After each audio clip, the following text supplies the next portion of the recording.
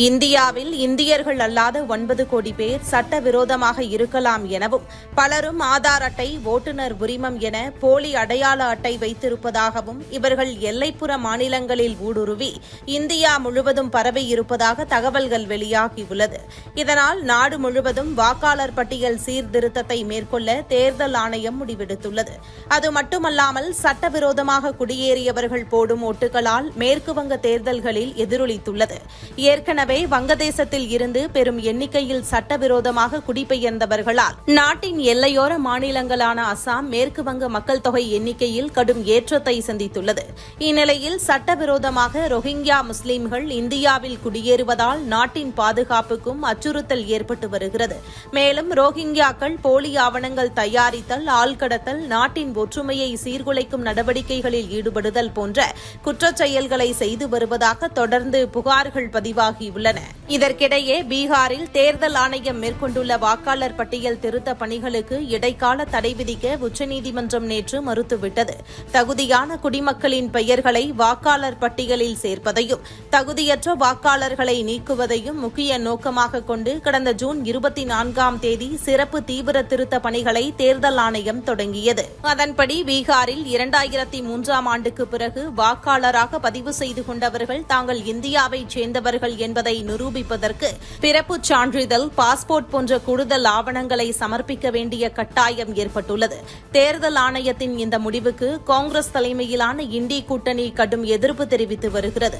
முதல்வர் நிதிஷ்குமார் தலைமையில் ஐக்கிய ஜனதா தளம் பாஜக கூட்டணி ஆட்சி நடக்கிறது.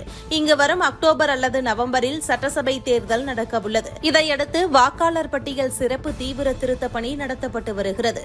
கடைசியாக 2003இல் வாக்காளர் பட்டியல் திருத்த பணி நடந்த நிலையில் 22 ஆண்டுகளுக்கு பிறகு திருத்தம் மேற்கொள்ளப்பட்டு வருகிறது. இதனால் 2 கோடிக்கும் அதிகமானோரின் பெயர்கள் நீக்கப்பட வாய்ப்பு இருப்பதாக எதிர்க்கட்சிகள் குற்றம் சாட்டி வருகின்றன. போராட்டம் நடத்தும் எதிர்க்கட்சியினர் ஒன்றை புரிந்து கொள்ள வேண்டும். தேர்தல் கமிஷனுக்கு என்று அதிகாரப்பூர்வமான வாக்காளர் பட்டியல் இருக்கிறது. இந்த பட்டியலில் இடம்பெறுவதற்கு யாருக்கெல்லாம் தகுதிகள் இல்லையோ அவர்களை எல்லாம் வாக்காளர் பட்டியலில் சேர்க்க வேண்டும் என எதிர்க்கட்சிகள் விரும்புகின்றன. இந்தியாவுக்குள் ஊடுருவிய நபர்கள் பலர் இருக்கின்றனர். அவர்கள் ரோஹிங்கியாக்களாக இருக்கலாம் அல்லது வேறு யாராக வேண்டுமானாலும் இருக்கலாம். அவர்களெல்லாம் தவறான வழிகளில் வாக்காளர் பட்டியலில் சேர்க்கப்பட்டுள்ளனர். இந்த விஷயத்தில் தலைமை தேர்தல் கமிஷன் நியாயமான நடவடிக்கை எடுத்தால் எதிர்க்கட்சிகளாகிய உங்களுக்கு என்ன பிரச்சினை? முறைகேடான வழிகளில் வாக்காளர் பட்டியலில் இடம்பெற்றவர்களின் தோல் மீது ஏறி அரசியல் செய்ய எதிர்க்கட்சிகள் நினைக்கின்றனவா?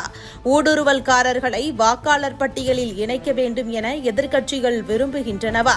அங்கீகரிக்கப்பட்ட வாக்காளர் பட்டியலில் ரோஹிங்கியாக்களும் இருக்கின்றனர் என்பது உண்மை இல்லையா? இதேபோன்று சட்டவிரோத வாக்காளர்களை வைத்து அரசியல் செய்வோம் என எதிர்க்கட்சிகள் முடிவெடுத்தால் அதை எவ்வாறு அனுமதிக்க முடியும் என்ற கேள்விகள் எழுந்துள்ளது. இது இண்டி கூட்டணிக்கு பெரும் தலைவலியாகவும் அமைந்துள்ளது. இதுபோன்ற முக்கிய நிகழ்வுகள், அரசியல் தகவல்களை ஆழமாக மாறுபட்ட கோணத்திலும் அறிந்து கொள்ள மறக்காமல் உங்கள் TNS24 டிஜிட்டல் பக்கத்தை பின்பற்றிக் கொள்ளவும். உங்கள் ஒவ்வொரு ஆதரவும் இதுபோன்ற பல நிகழ்வுகளின் பின்னணியை அறிய உதவும்.